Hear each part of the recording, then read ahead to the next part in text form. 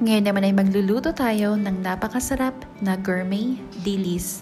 Napakasarap nga nitong pang-ulam at pwedeng-pwede ring pagkakitaan. Talaga nga namang mapapa-extra rice ka sa sarap nitong ating gourmet dilis. Unang step na gagawin natin, iprito natin itong ating mga dilis. Dapat per batch pag marami kayong iluluto. Lutuin lang natin ito into medium heat para hindi agad siya masunog. Dapat katamtaman lang yung luto ng ating dilis para wala yung mapait na lasa nito. Pagkatapos nating prituhin lahat, iset aside lang natin to at i-ready na natin ang ating sauce. Dapat talaga sa mga gourmet, ang magandang gamitin is olive oil. Pero dahil wala akong available na olive oil, gagamit na lang ako ng corn oil. At this point, nakasindi na yung ating kalan into low heat. Low fire lang dapat. Ilagay na natin itong ating mga garlic, sibuyas, at sinabay ko na din ilagay itong ating carrots. And of course, meron tayo ditong pamintang buo. Meron din tayo ditong sili para meron namang konting kick itong ating gourmet. Ayan, haluin lang natin ito.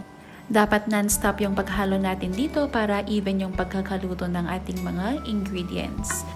Sa paggawa ng gourmet, pwede rin kayong gumamit ng tuyo pag wala kayong mga dilis dyan sa bahay. At this point, naglagay din ako ng 1 tablespoon ng paprika.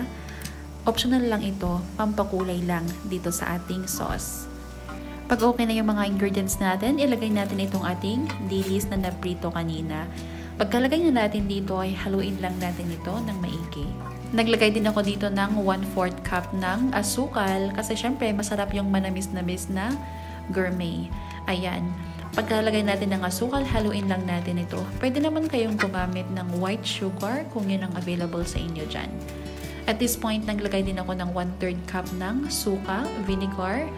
Magsisilbi itong preservatives dito sa ating gourmet. Huwag natin haluin, takpan lang natin ito at magantay ng at least 5 minutes.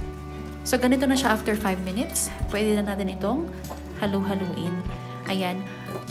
Grabe, napakabango nitong ating gourmet dilis. Manamis-namis na maasim-asim yung kanyang amoy.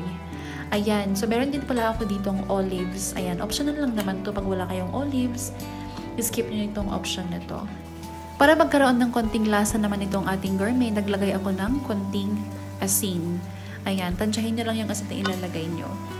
At ayan na nga mga jay, ready na itong ating napakasarap na gourmet dilis. Sana matry nyo ito. Please, like and share naman po kung nagustuhan nyo itong ating video. Bye!